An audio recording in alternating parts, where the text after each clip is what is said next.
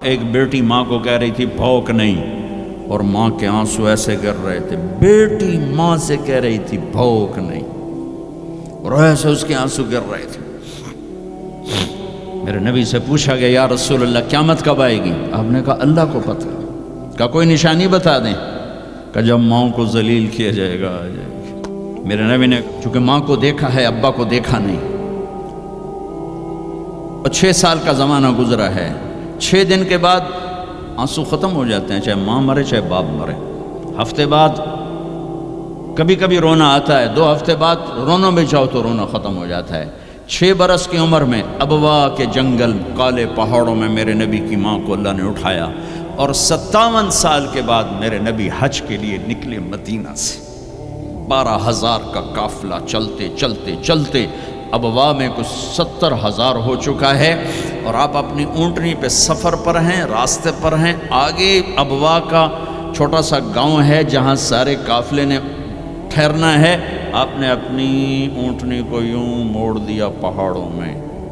قریب کے لوگوں کو پتہ ہے کہاں جا رہے ہیں، باقی تو سب نیا مجمع ہے، وہ کہہ رہے ہیں کہاں جا رہے ہیں کہاں جا رہے ہیں۔ آپ اپنی اونٹنی کو اندر چلتے چلتے چلتے چلتے چلتے چلتے ایک جگہ اونٹنی کو بٹھایا۔ ایک پہاڑ ہے 70-80 فٹ اونچا، اس پہاڑ پر چڑھے۔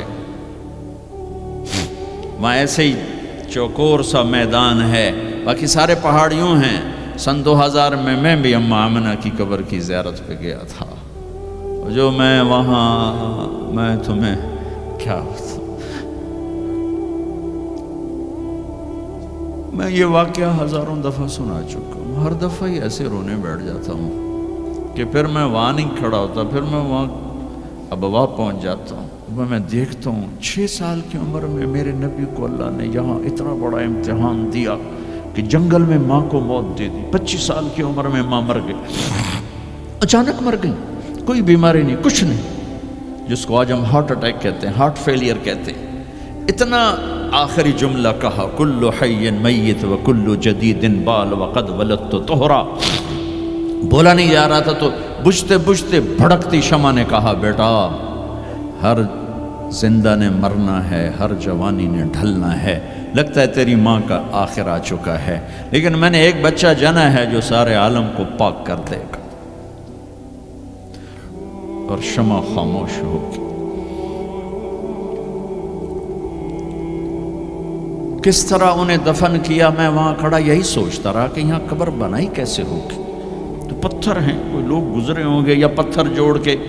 جب ایمن نوکرانی ساتھ ہیں، وہ ان کو لے کر نیچے اتری، اونٹنی کے قریب پہنچی تو آپ نے ہاتھ چھڑایا اور پھر بھاگے، پہاڑی پہ چڑھ گئے۔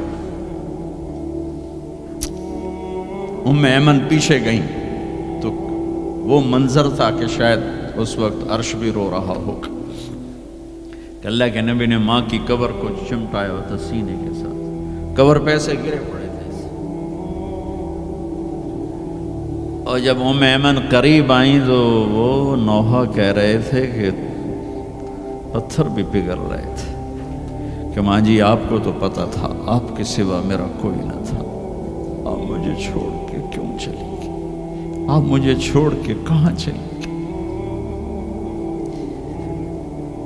ایمن نے اٹھانا چاہا، انکار کر دے گا، میں نہیں جاتا، میں نہیں ماں کو چھوڑ کے جاتا۔ کھینچ کے لے گئیں، گھسٹتا ہوا بچہ پہاڑ سے اتارا۔ 2 دن روتے روتے مکے کا سفر ہے، پھر کھانا بھی بند ہو گیا، پینا بھی بند ہو گیا، سوائے زمزم کے چند گھونٹ پانی کے سارا دن نہ کھاتے تھے نہ پیتے تھے، اکیلے بیٹھے رہتے، نہ ماں نہ باپ نہ بھائی نہ بہن۔ اللہ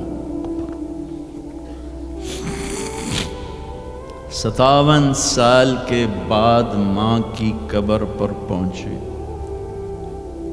اور قبر کے سرہانے آ کر بیٹھے، گوڈے اوپر اٹھائے اور ہاتھ یہاں رکھے اور سر گوڈوں میں دے دیا، جیسے چھوٹے بچے رونے کی پوزیشن بناتے ہیں۔ یہ چھوٹی جگہ میں دکھا نہیں سکتا،